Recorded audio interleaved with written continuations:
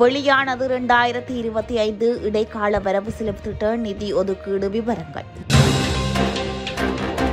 அர்ஜுனாவின் ஆவேச பேச்சு, உயிரும் உடலும் அனுர அரசு. தலைமுடியை வெட்டி சிறுமி மீது கொடூர தாக்குதல், சிறியதாய் கைது. அதிரடியாக சீல் வைக்கப்பட்ட மதுபான உற்பத்தி ஆலை, அரசாங்கத்தின் திடீர் நகர்வு. யாழில் கிணற்றில் தவறி விழுந்து 3 வயது குழந்தை பலி. தங்கியை நினைவேந்திய அண்ணனுக்கு நேர்ந்த கதி, சபையில் பகிரங்க எச்சரிக்கை. கொழும்பில் உள்ள பிரபல கோட்டலில் தீ விபத்து, உயிர் தப்பிய வெளிநாட்டவர்கள். ஏறாவூர் போலீசாரின் விசேட சுற்றி வளைப்பில் 8 பேர் கைது.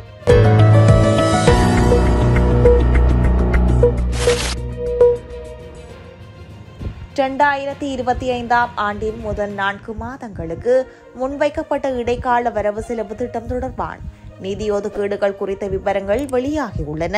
இதன்படி முன்வைக்கப்பட்ட இடைக்கால வரவு செலவு திட்டத்திலிருந்து அரசாங்க அலுவல்களை நடாத்துவதற்கும் ஆரம்பிக்கப்பட்டுள்ள திட்டங்களை தொடர்வதற்கும் மொத்தமாக ஒதுக்கப்பட்ட தொகை 1402 பில்லியன் ரூபாவை அண்மித்துள்ளது. அதன்போது போக்குவரத்து, நெடுஞ்சாலைகள், துறைமுகங்கள் மற்றும் சிவில் விமான போக்குவரத்து அமைச்சகத்திற்கு அதிக தொகை ஒதுக்கப்பட்டுள்ளதாக தெரிய வந்துள்ளது. அந்த தொகை 220.6 பில்லியன் ரூபாவாகும். மேலும் நிதி திட்டமிடல் மற்றும் பொருளாதார அபிவிருத்தி அமைச்சுக்கு 186.02 பில்லியன் ரூபாய், பொது நிர்வாகம், மாகாண சபைகள் மற்றும் உள்ளூராட்சி அமைச்சுக்கு 170.47 பில்லியன் ரூபாய், சுகாதாரம் மற்றும் வெகுஜன ஊடக அமைச்சுக்கு 161.99 பில்லியன் ரூபாய், பாதுகாப்பு அமைச்சுக்கு 142.95 பில்லியன் ரூபாய் என இந்த இடைக்கால வரவு செலவு திட்டத்தில் ஒதுக்கப்பட்டுள்ளது. இதேவேளை கல்வி, உயர்கல்வி மற்றும் தொழிற்கல்வி அமைச்சுக்காக ஒதுக்கப்பட்டுள்ள தொகை 92 பில்லியன் ரூபாய் என்பதுடன் விவசாயம், கால்நடை, காணி மற்றும் நீர்ப்பாசன அமைச்சுக்காக ஒதுக்கப்பட்டுள்ள தொகை 67.36 பில்லியன் ரூபாவாகவும் ஒதுக்கப்பட்டுள்ளது. தேசிய மக்கள் சக்தியின் புதிய அரசாங்கத்தின் நல்ல திட்டங்களுக்கும் நடவடிக்கைகளுக்கும் தனது முழு உயிரையும் உடலையும் அர்ப்பணிப்பதாக யாழ் மாவட்ட நாடாளுமன்ற உறுப்பினர் ராமநாதன் அர்ஜுனா தெரிவித்துள்ளார்.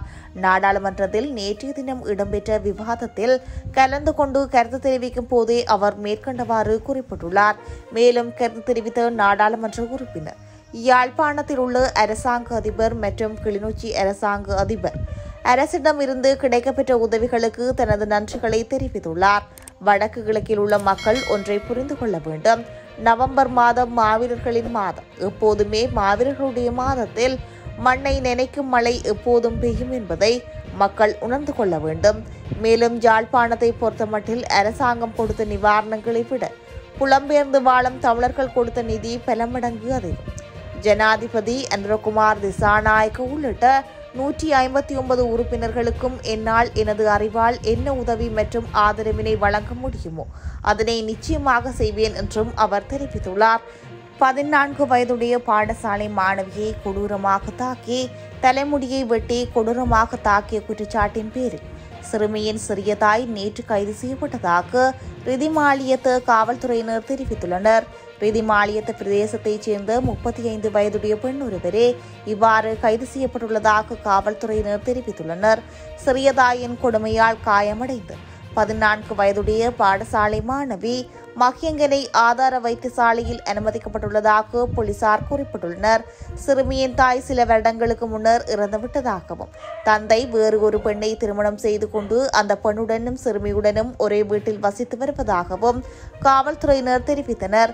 மேலதிக வகுப்பிற்காக சென்ற சிறுமி வீடு திரும்ப தாமதமானதால் ஆத்திரமடைந்த சிறியதாய் சிறுமியை கைகால்களால் கொடூரமாக தாக்கி பக்கத்து வீட்டில் இருந்து கத்திரிக்கோள் கொண்டு வந்து சிறுமியின் தலைமுடியை வெட்டியதாக காவல்துறையினர் மேலும் தெரிவித்துள்ளனர். சம்பவம் தொடர்பில் காவல்துறையினர் மேலதிக விசாரணைகளை மேற்கொண்டு வருகின்றனர். WM நாககுட வெரிசரையில் உள்ள மெண்டிஸ் கம்பெனியின் மதுபான உற்பத்தி ஆலைக்கு நேற்று சீல் வைக்கப்பட்டுள்ளது. சட்ட விதிகளின்படி மெண்டிஸ் நிறுவனம் மதுவரி மற்றும் அதனுடன் தொடர்புடைய 3% மேலதிக கட்டணமான 5.7 பில்லியன் ரூபாவையும் செலுத்த தவறியதன் காரணமாக நிறுவனத்தின் மதுபான உற்பத்தி உரிமத்தை நேற்று முதல் இடைநிறுத்துமாறு மதுவரி ஆணையாளர் நாயகம் உத்தரவிட்டுள்ளார். உத்தரவின்படி மதுவரி திணைக்களம் மற்றும் கம்பகாவைச் சேர்ந்த மதுவரி அத்தியட்சர்கள் மற்றும் அதிகாரிகள் குழு குறித்த சீல் வைக்கும் நடவடிக்கையை முன்னெடுத்துள்ளது. 6 மணி நேரத்திற்கும் மேலான கண்காணிப்புக்கு பிறகு நடவடிக்கை மேற்கொள்ளப்பட்டுள்ளது. யாயில மற்றும் கம்பகா மதுவரி அத்தியட்சர்கள் நேற்று முதல் WM மெண்டிஸ் மற்றும் கம்பெனியின் அனைத்து உற்பத்தி மற்றும் விநியோக நடவடிக்கைகளுக்கும் சாத்தியமில்லை என தெரிவித்துள்ளனர். வரி செலுத்த தவறிய மதுபான உற்பத்தி நிறுவனங்களின் உரிமத்தை கடந்த நவம்பர் 30 முதல் இடைநிறுத்துவதற்கு அரசாங்கம் விஞ்ஞாபன முடிவொன்றை எடுத்திருந்தமை குறிப்பிடத்தக்கது. பெர்த்ததுறையில் கிணற்றில் தவறி விழுந்து 3 வயது ஆண் குழந்தை ஒன்று உயிரிழந்துள்ளது. குறித்த சம்பவமானது பெர்த்ததுறை காவல்துறை பிரிவிற்குட்பட்ட திருமால்புரம் வல்லிபுரம் பகுதியில் நேற்று இடம்பெற்றுள்ளது. இதன்போது அதே பகுதியைச் சேர்ந்த ஜிவன் சஜித் என்ற குழந்தையே உயிரிழந்துள்ளதாக கூறப்படுகின்றது. குழந்தை கிணற்றில் விழுந்த நிலையில் மீட்கப்பட்டு பெர்த்ததுறை ஆதார வைத்தியசாலையில் அனுமதித்த போது குழந்தை உயிரிழந்து விட்டதாக தெரிவிக்கப்பட்டுள்ளது. இந்த நிலையில் உயிரிழந்த குழந்தையின் சடலம் மரண விசாரணைக்காகவும் பிரேத பரிசோதனைக்காகவும் பெர்த்ததுறை ஆதார வைத்தியசாலையில் வைக்கப்பட்டுள்ளது. உயர்நீத்த தனது தங்கையை நிறைவேந்திய அண்ணன் ஒருவரை குற்றப்புலனாய்வு திணைக்களத்தினர் விசாரணைக்காக 4ஆம் மாடிக்கு அழைத்துள்ளனர் என்று மட்டக்களப்பு மாவட்ட நாடாளுமன்ற உறுப்பினர் ஸ்ரீநேசன் தெரிவித்துள்ளார். நாடாளுமன்றத்தில் இடம்பெற்ற அமர்வின் போது அவர் மேற்கண்டவாறு குறிப்பிட்டுள்ளார். தொடர்ந்தும் தெரிவிக்கையில், மேலும் உயிர் நீத்த தமது உறவுகளை நினைவேந்த எவ்வித தடையும் இல்லை என்று அண்மையில் ஜனாதிபதி குறிப்பிட்டிருந்தார். ஆனால் தனது தங்கியை நினைவேந்தியமைக்காக கொக்கட்டிச்சோழியைச் சேர்ந்த நாராயணன் என்ற நபர் இவ்வாறு குற்றப்புலனாய்வு திணைக்களத்திற்கு அழைக்கப்பட்டுள்ளார். அரசாங்கம் நல்ல விடயங்களை செய்தாலும் கூட ஒரு சில அதிகாரிகள் இந்த அரசாங்கத்திற்கு மாசு ஏற்படுத்தும் வகையில் செயற்படுகின்றார்களோ என்ற சந்தேகம் எமக்கு ஏற்படுகின்றது என்று குறிப்பிட்டுள்ளார். மட்டக்களப்பு ஏறாவூர் போலீசாரின் விசாரணை சுற்றி வளைப்பு நடவடிக்கை ஒன்று நீதிமன்ற பிடியாணை பிறப்பிக்கப்பட்ட 8 பேர் கைது செய்யப்பட்டுள்ளனர். குறித்த 8 பேரும் நேற்று முன்தினம் புதன்கிழமை கைது செய்யப்பட்டுள்ளதாக போலீசார் தெரிவித்துள்ளனர். மாவட்டத்தில் பல குற்றச் செயல்கள் தொடர்பாக கைது செய்யப்பட்டு பிணையில் வெளிவந்த பின்னர் மீண்டும் நீதிமன்றங்களுக்கு முன்னிலையாகாமல் வந்தவர்களுக்கும் பிடியாணை பிறப்பிக்கப்பட்டிருந்தது. இவ்வாறு தலைமறைவாகி வந்தவர்களை தேடி கண்டுபிடிக்கும் விசேட சுற்றி வளைப்பு நேற்று முன்தினம் மேற்கொள்ளப்பட்டு 8 பேர் கைது செய்யப்பட்டுள்ளனர். இதில் கைது செய்யப்பட்டவர்களை நீதிமன்றத்தில் முன்னிலைப்படுத்த நடவடிக்கை எடுத்து வருவதாக போலீசார் தெரிவித்துள்ளனர். கொழும்பு கோட்டை பிரதேசத்தில் உள்ள கோட்டர் ஒன்றில் தீ விபத்து ஏற்பட்டுள்ளது.